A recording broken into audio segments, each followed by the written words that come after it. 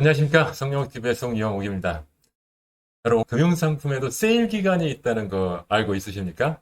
바로 2025년 12월 31일, 이날 이후로 몇몇 금융상품 절세 혜택이 모두 사라집니다. 이걸 놓치면요, 세금은 세금대로 내고, 건강보험료는 건강보험료대로 오를 수 있습니다. 마치 마트에서요, 원 플러스 원 세일 놓치고 원가로 주고 금융상품을 사는 그런 느낌이라고 할 수가 있겠습니다. 오늘 영상에서는요, 2025년 일몰되는 금융상품 총정리와 함께 세금도 절감하고 건강보험료도 절감하는 효과를 챙길 수 있는 꿀팁을 알려드리도록 하겠습니다. 2025년 되면요, 혜택이 없어지는 상품이 한 8개 정도 됩니다. 제가 정리를 해놨는데요. 우리나라의 세법 중에요, 조세특례 제한법이라는 게 있거든요. 그런데 그 조세특례 제한법에 의해서 절세 혜택도 주어지고 그러는 건데, 그 조세특례 제한법에 의하면은 일몰 규정이라고 해서요. 일몰이 해가 졌다는 소리잖아요. 조세특례 제한법에서 일몰 규정이라는 것은 세제 혜택이 없어지는 것을 의미합니다. 그런데 조세특례 제한법상 금년 12월 31일 날 세제 혜택이 없어지는 상품들이 이렇게 8가지가 있습니다. 주택정약종합저축, 청년우대형 통합저축, 청년 도약계좌, 청년형 장기 집합투자증권저축, 비과세 종합저축, 노후가 목돈 마련저축, 그리고 상호금융 예탁금과 출자금 이렇게 8가지가 있는데요. 이 부분에 대해서 좀 더 제가 상세하게 말씀드리도록 하겠습니다. 첫 번째, 주택청약저축 소득공제가 종료됩니다. 주택청약저축 같은 경우에는요, 무주택 세대주에 한해서 연간 납입액의 40%까지 소득공제를 계속 해주고 있었거든요. 그래서 300만 원을 연간 납입하면은 세금으로 환급받을 수 있는 금액이 한 50만 원 정도 됐습니다. 그런데 그것이 2025년 12월 31일부터 소득공제 혜택이 종료되기 때문에 이제 2026년부터는 이런 혜택이 없어졌다. 이렇게 알아두시면 되겠습니다. 두 번째, 청년 우대형 청약저축. 청년 주택드림 통장이라고 말하는 청년 우대형 청약저축 같은 경우 비과세 혜택이 있는데요. 그 비과세 혜택도 종료가 됩니다.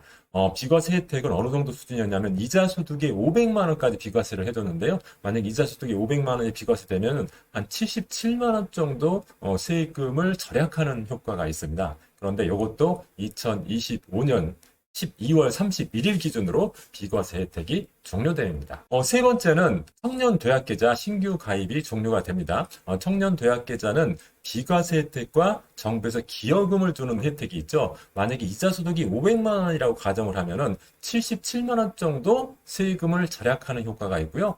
기여금을 매월 33만 3천 원씩 받는다고 가정하면은 만기까지 198만 원 정도로 수령할 수 있거든요. 그러니까 한 207, 80만 원 정도의 혜택을 받을 수 있었는데 이제 2026년부터는 그게 안 된다. 이렇게 보시면 되겠습니다. 네 번째, 청년 장기 집합투자 증권저축 소득공제도 종료됩니다. 집합투자증권저축이란 말이 좀 그 법적인 용어라 좀 어려운데 그냥 펀드라고 생각하시면 됩니다. 연간 600만 원까지는 소득공제를 해줬거든요. 소득공제를 하면은 세금으로 한 99만 원 정도 환급받을 수 있거든요. 그러니까 굉장히 큰 혜택이죠. 기본적으로 한 16.5% 정도 먹고 들어가는 셈이니까 굉장히 좋은 상품이라고 할 수가 있는데 이 상품을 별로 가입하지 않은 청년들이 많은 것 같습니다. 왜냐하면은 이 상품 같은 경우는 만기가 5년은 돼야 되거든요. 5년까지 유지를 해야 되는데 청년들이 5년까지 자기의 돈을 이렇게 묶어둔다는 것을 그렇게 선호하지 않는 것 같습니다. 그래서 혜택이 굉장히 좋음에도 불구하고 그렇게 인기 있게 팔리지는 않았던 것 같습니다. 어쨌든 이 상품도 2025년 12월 말일자로 일몰이 돼서요. 소득공제 혜택이 종료됩니다. 다섯 번째, 비과세 종합저축 대상자 범위가 축소됩니다. 비과세 종합저축이라는 것은 만 65세 이상의 노인이나 기초생활수급자 또는 국가유공자들이 가입할 수 있는 그런 비과세 통장이죠. 비과세 종합저축 가입자가 5천만 원을 고배당 펀드에 가입해가지고 만약에 1,000만 원 배당금을 받았다. 그러면 세금이 무려 154만 원이나 절세가 됩니다. 그런데 이 상품은 2025년 12월 31일부터요. 적용 대상자가 축소됩니다. 이 상품은 계속 유지되고 비과세 효과도 있는데 비과세 혜택을 받는 사람의 적용 범위가 줄어든다는 소리입니다. 그러니까 2025년까지는요. 65세 이상 고령자이면 누구나 다 비과세 혜택을 받을 수가 있었거든요. 근데 2026년부터는 기초연금 수급자가 아닌 65세 이상 고령자는 비과세를 적용하지 않는다. 이렇게 법이 개정된다고 합니다. 기초연금 수급 대상자는요, 월소득 기준으로 해서 단독 가구인 경우라면 228만 원 이하의 소득을 가진 자, 그리고 부부라고 하면은 부부가 합해서 월 364만 원 이하의 소득을 가진 자만 기초연금을 받을 수가 있거든요. 그러니까 이 상품을 가입하려면은 기초연금 수급자이면서 65세 이상 고령자여야지 해당되고, 기초연금 수급자가 아닌 65세 이상의 고령자는 적용되지 않는다는 점 기억하셨으면 좋겠습니다. 여섯 번째, 상호금융, 예탁금, 투자금에 대한 비과세가 종료됩니다. 상호금융이라고 하면은요, 우리 집 주변에 있는 새마을금고, 신협, 지역농협, 지역 수협, 이런 거 있죠? 이런 데를 상호금융이라고 하는데요. 예를 들어 새마을금고라고 가정을 해볼게요. 새마을금고에 예탁금을 3천만 원 넣어가지고 만약에 3% 이자를 받는다고 하면은 한 90만 원 정도에 대해서 비과세가 되고요. 또 출자금을 한 2천만 원 넣어가지고 3% 정도 배당을 받는다고 하면은 60만 원 정도에 대해서 비과세 혜택이 있었습니다. 그런데 내년부터는요, 모두 비과세가 아니라요, 총 급여 5천만 원 이상 준조합원에 대해서는 내년에는 5% 과세하고요, 내후년에는 9% 과세한다는 걸로 바뀌었습니다. 그러니까 총 급여가 5천만 원 이하인 조합원에 대해서는 사실은 지금과 똑같이 비과세가 됩니다. 일곱 번째, 농어가 목돈 마련 저축에 대해서 비과세가 종료됩니다. 농어가 목돈 마련 저축 같은 경우에는 연간 240만 원까지 비과세 혜택이 있었는데요. 연간 240만 원씩 10년간 납입해서 400만 원 정도 이자가 발생했다고 하면은 이 400만 원에 대해서 비과세가 되기 때문에 한 61만 6천 원 정도의 절세 효과가 있다. 이렇게 볼 수가 있는데요. 이러한 비과세 혜택 부분이 2025년을 끝으로 종료가 된다. 이렇게 알아두시면 되겠습니다. 여기서 진짜 중요한 거 제가 말씀드리겠습니다. 2025년까지 가입하면 2026년이 되어도 계속 절세 혜택을 받을 수 있는 상품들을 콕콕 집어서 말씀드리겠습니다. 첫 번째는 비과세 종합저축. 비과세 종합저축 일몰 규정이 금년까지 적용되지만은 금년까지 계좌 개설을 하셔가지고 돈을 넣으신 분들은 내년에도 비과세 혜택이 적용된다는 점 좀 기억하시고요. 그다음 상호금융 예탁금 투자금도 고소득 조합원은 금년에 만들어오면 내년에도 비과세 혜택이 계속된다. 이것도 말씀드리고요. 그렇지만은 주택 청약저축이나 청년 도약계좌나 청년형 장기 집합투자증권저축 같은 경우에는 금년에 계좌 개설을 하더라도 내년에는 절세 혜택이 없다는 점 좀 기억하시기 바랍니다. 다만 여러분들이 조금 유념하실 것은 제가 지금 말씀드린 것은 올해 세법 개정안을 기준으로 말씀을 드린 겁니다.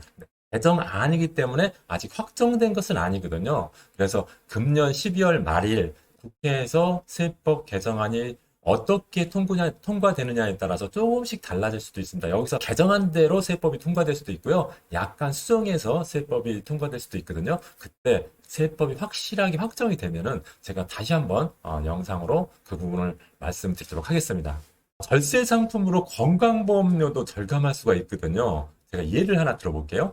A라는 사람도 있고 B라는 사람도 있는데요. 똑같이 65세이고 주택도 하나씩 가지고 있고요. 현재 건강보험료는 20만 원으로 다 똑같습니다. 그런데 이 두 분이 각각 5천만 원을 고배당 펀드에 가입했습니다. A라는 사람은 그 고배당 펀드를 비과세 종합저축계좌에서 가입을 했고요.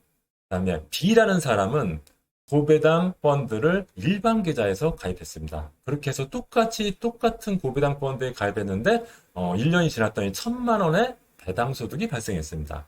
그러면은 비과세 종합저축에서 가입한 A 같은 경우에는 배당소득 전액이 비과세에 대해서 소득세가 0원이거든요. 근데 B 같은 경우에는 배당소득 1,000만 원에 대해서 15.4%로 과세하기 때문에 세금을 154만 원 내야 됩니다. 그런데 여기서 끝나는 게 아니라요. 비과세 종합저축을 활용한 A 같은 경우에는요. 이 비과세 소득 1,000만 원이 발생해도 건보료에 전혀 영향을 미치지 않기 때문에 건보료의 변동이 없습니다. 그런데 B 같은 경우에는 금융소득 1,000만 원이 반영돼서요. 건강보험료가 매월 6만 7천 원 추가가 됩니다. 그래서 연간 한 80만 원 정도 더 내야 되거든요. 그래서 결과적으로 보면은 똑같은 5천만 원을 고배당 펀드에 넣었음에도 불구하고 비과세 종합저축을 활용했느냐, 일반 계좌를 활용했느냐에 따라 차이가 굉장히 많은 거죠. A 같은 경우에는 세금도 하나도 없고 건보료 변동도 없었습니다. 그런데 B 같은 경우에는 세금을 154만 원 내야 됐고요. 건강보험료는 연간 80만 원 정도를 더 내야 됩니다. 그러니까 총 연간 234만 원을 추가 부담하게 되는 거고, 건강보험료는 1년만 내는 게 아니라 매년 계속 내야 되는 거잖아요. 그러니까 80만 원씩 매년 10년 내면 800만 원 더 내는 거죠. 그래서 똑같은 5천만 원이라도 어떤 상품을 활용하느냐에 따라서 이렇게 차이가 굉장히 커진다는 사실 여러분들 꼭 기억하시기 바랍니다. 여러분, 끝말잇기 댓글 이벤트 알고 계시죠? 오늘의 제시어는 절세입니다.